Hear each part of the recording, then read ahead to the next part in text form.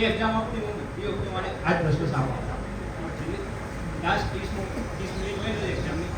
એમાં શું ડિસિઝન લેવું જોઈએ મતલબ દાડામાં એમ કોઈ રિસ્ક લેવું જોઈએ કાં તો છોડી દેવા જોઈએ એ ડિસિઝન લઈ શકે તમારી તૈયારી કેવી છે તમારા અંદાજ પ્રમાણે તૈયારી તો બરોબર છે એટલા કેમ કરવા એ પેપર ઉપર આધાર છે પેપર કેમ કે તલાટીનું પેપર તમે જોયું ને 40-50 લોકોને થોડી લાગે 40 માર્ક્સ નોકરી મળતી હોય અત્યારે કરે છે નોકરી એટલે ઇઝી પેપર હોય જેમ કે પીએસઆઈનું પેપર હતું હવે આપણે એમાં ઓછા ટીક કરીએ કે મને આવડતું એટલે ટીક કરું એમાં રિસ્ક ના લો એ છોકરાઓ મેરિટમાં દેખાય નહીં પછી એટલે એવા પેપરમાં તમારે વધુ ટીક કરવા જોઈએ આ પીએસઆઈનું જે 200 માર્ક્સનું પેપર લીધું એમાં હું મેક્સિમમ તમારે તૈયાર કરવા જોઈએ ને તલાટી જેવું પેપર આવે ને એમાં તમારે સમજી જવાનું કે પેપર હાર્ડ છે એટલે જેટલા આવડતા એટલા જ કરું બીજામાં રિસ્ક નહીં લેવું તો પેપર ઉપર આધાર રહે એવું છે નક્કી ના કહી શકાય પેપર ઇઝી આવી જાય નક્કી થાય કે આમાં કેટલા અટેન્ડ કરવાના છે કેટલા કરવાના છે પેપરનું લેવલ જોઈને તમે તો આટલા ટાઈમથી તૈયારી કરો છો તમને પેપર જોતા જ ખ્યાલ આવી જશે કે આ પેપર જોતા તમને ખ્યાલ આવી જશે કે આ પેપર છે ને આ એક સેન્ટ્રલ લેવલ પકડી રાખવાનો એના કરતાં કે આ સેન્ટ્રલ લેવલ કરતાં અપ છે તો મારે અપ છે એટલે મારે છે જેટલા આવડે છે એટલા જ કરવાના છે સેન્ટર કરતાં ડાઉન લાગે ને આપણને તો ત્યારે શું કરવાનું મેક્સિમમ અટેન્ડ કરવાનો બરોબર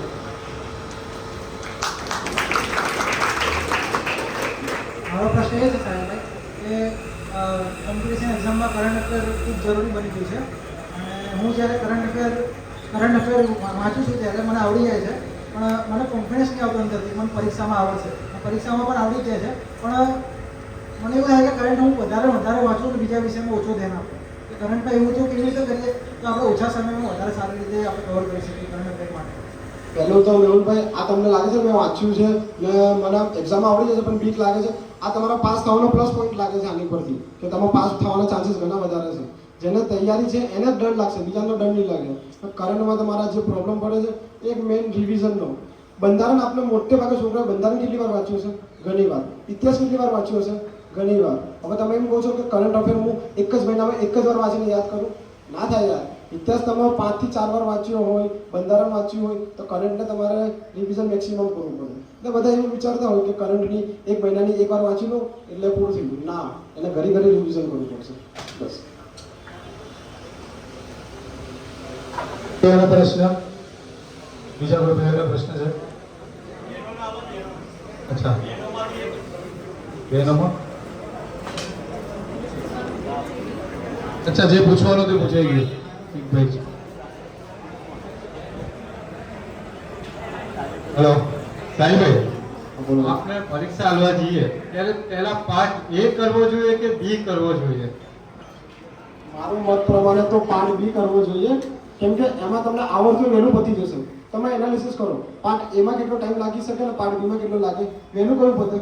પાર્ટ બી પતે કેમ કે એ જોતા જ આવડી જશે એનામાં ગણતરી છે બરોબર તેમાં તમારો મેક્સિમમ ટાઈમ જશે પણ પાર્ટ બીની અંદર 120 તમને નહીં આવડતો હોય બધા જ નહીં જ આવડે એ ભરતી બોર્ડ પર વાળો નક્કી કરીને બેઠો છે કે આ માર્ક્સ તો ના જ આવડવો જોઈએ એટલે પાર્ટ બીમાં જેટલા આવડે એટલું ટીક કરી દેવાનું કે જે અમારી પેટર્ન છે એવી આવડતે ટીક કરી દેવાનું જે 50% લાગે એની ઉપર રાઉન્ડ કરવાનું ને જે નહીં આવડતા એ છેલ્લે જ કરી દઈશું એ પાર્ટ બીનું બધું પાર્ટ એનું કમ્પ્લીટ પતી જાય ગણતરી પછી 50% ઉપર જતું રહેવાનું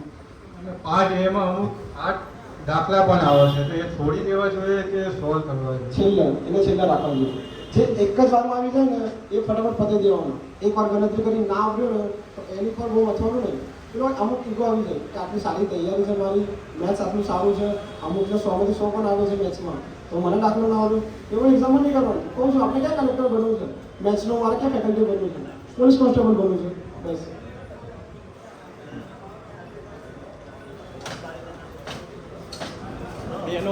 ક્વોલિફિકેશનનો ક્રાઇટેરિયા તમારે ધ્યાનમાં રાખવાનો છે પાર્ટ એ ને પાર્ટ બી કેટલીક વાર એવું બની જશે કે પાર્ટ બી એકદમ ઈઝી પૂછાઈ જશે તો તમને કે પાર્ટ એ પાર્ટ બી માં પણ પાર્ટ એ માં તમારે ક્વોલિફિકેશન તમે જો ક્રેક નહીં કરી શકે તો પાર્ટ બી જોશે બી નહીં લોકો એટલે ક્રાઇટેરિયા ધ્યાન રાખજો એમાં પાર્ટ એ અને પાર્ટ બી નો જે ક્વોલિફિકેશન ક્રાઇટેરિયા કવર કરી દીધા છે કે નહીં પેપરમાં પાર્ટ એમાં એક સારો એવો સ્કોરિંગ સબ્જેક્ટ છે રીઝનિંગ એના માટે થોડુંક કહેવા માંગુ છું કે 25 માર્ક તમારે એ બેઠા તમને મળી જશે એટલે એના માટે તમારે પહેલાંથી પેપર શરૂઆત થાય એને પહેલાં એક ABCD A to Z સુધી એને નીચે ક્રમાંક આપીને પેપરની પાછળ લખી દેવાનું એટલે તમારો સમય બચશે. કેમ કે ડીકોડિંગ અને બીજું સિરીઝ વાળું પેટર્ન આવે એ તમારું સીધું એમાંથી અટેન્ડ થઈ એટલે 25 માર્ક તમારા રોકડા એમાંથી મળી જાય. બીજું તો મેથ્સ અટેન્ડ પહેલાં કરો કે પછી કરો. જો મેથ્સ તમારું પાવરફુલ હોય અને બધા સવાલોનો જવાબ તમે લાવી શકો છો, પહેલાં અટેમ્પ્ટ કરી શકો છો અને તમારે ડાઉટફુલ હોય તો પછી એને અડવાનું જ નહીં, એને છેલ્લે મૂકવાનું. તમારું GS પૂરું થઈએ પછી એને અટેમ્પ્ટ કરવાનું. અને એમાં પણ સાહેબે કીધું કે ફર્સ્ટ અટેમ્પ્ટ હોય અને એમાં આન્સર આવી જાય તો પછી એને ટિક કરી દેવાનું, નતો બીજો અટેમ્પ્ટ કરવા નહીં જવાનું, એને રાઉન્ડ કરી અને પાછળ માટે મૂકી દેવાનું કે પાછળથી સમય બચશે તો એને કરશું. અને છેલ્લી 10 મિનિટ તો તમારે એના માટે બચાવવાની છે, તમારે કરવાના. એટલે 10 મિનિટ તમારે કરવા માટે રાખવાની. જો GSમાં તમને એવું લાગે કે આ ટોપિક મને અનનોન છે કે એને કોઈ દિવસ વાંચવામાં કે ચોપડી બુકમાં કંઈ જેવું જ નથી તો એને કરી જ દેવાનું. અને ડાઉટફુલ આપણે ભાઈએ કીધું કે 2 ઓપ્શનમાં મને ડાઉટફુલ હોય છે તો એવા જવાબ પણ તમારે પાછળ માટે છોડી દેવા કે જેથી તમને પેપર પૂરું થયા પછી થોડીક એમાં લાઈન ક્લિયરિટી આવશે કે સીધી તમે એને પછી થોડો સમય થશે ને ત્યારે એને ઇઝીલી માઇન્ડમાં એક ક્લિયરિટી આવી જશે કે આમાં આ જવાબ જ આવશે પરફેક્ટ અને એ સાચું પડવાનો ચાન્સ વધી જશે. અને રોકડા માર્કમાં 25 માર્કનું કે 20 માર્કનું કંઈક રિઝનિંગ પૂછવાનું છે તો એમાં તો તમારે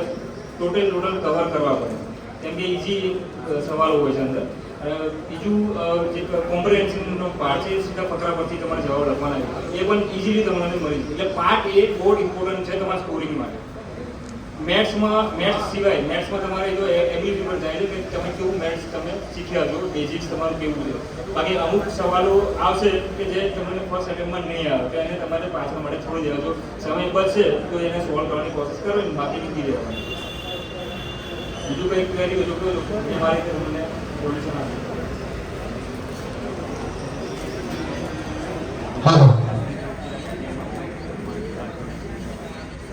તમે જે રીતે વાત કરી કે હું ક્વેશ્ચન પાછળથી કરવા જોઈએ, મેં એટલી બી એક્ઝામ ટેસ્ટો આપી સર, એમાં અમુક સવાલો પાછળથી સોલ્વ કરવાનું વિચાર્યું છે પણ એ બાકી જ રહી જાય છે અને ટાઈમ પૂરો થઈ જાય છે પણ પાછળથી સોલ્વ નહીં થતા. આ મોક ટેસ્ટ એ ટાઈમ બચાવવા માટેનો જ એક પ્રયાસ હતો. તમે એ વખતે મોક ટેસ્ટ નથી આપ્યો, આ વખતે તમે આપી છે. અત્યારે પણ મોક ટેસ્ટ આપીને સર એમાં 5-6 ક્વેશ્ચન એવા હતા જેમાં વિચાર કર્યો ઓન ધ સ્પોટ મને ના આવડ્યા, એમાં તો આને પાછળથી સોલ્વ કરીશ પણ સર પછી બાકી જ રહી ગયા. તો તમે વચ્ચેના પ્રશ્નોમાં કંઈક ખોવાઈ જતા હતો, બહુ 5-10 મિનિટ લઈ લેતા હતો. એની પર ત્યાં અલર્ટ રહેવું પડે. જ્યારે આખા પેપર પહેલો પ્રશ્ન સોલ્વ કરવાથી માંડીને 200 ક્વેશ્ચન આવે ત્યાં સુધી તમારે અલર્ટ મોડ પર રહેવું પડે. માઇન્ડને કોઈ પણ તમે સ્લીપ મોડમાં નહીં નાખવાનું. તો સ્લીપ મોડમાં ગયું તો તમારા 10 પ્રશ્નો છૂટી જશે. એક ક્વેશ્ચનમાં કંઈ નિશાન આપી દેવાનું એટલે તમને ખ્યાલ પડે કે આપણે અટેન્ડ કરવાનું છે. રાઉન્ડ કરી દેવાનું કે તમારે જે પણ નિશાની હોય એ આપી દેવાની, કંઈ પરથી જોતું પણ અલર્ટ મોડ પર રહેવાનું કે આના પાછળ આપણે 1 મિનિટથી 2 મિનિટ સવાલ પાછળ સમય આપવાનો છે, એનાથી વધારે નહીં દરેક પ્રશ્ન પર. મેં આ મોક ટેસ્ટમાં ઓબ્ઝર્વેશન કર્યું, ઘણા મિત્રો છે ને ઘડિયાળ લીધા વગર આવ્યા છે. અત્યારે હાલ કેટલા મિત્રો એવા છે કે જે ઘડિયાળ લીધા વગર આવ્યા છે?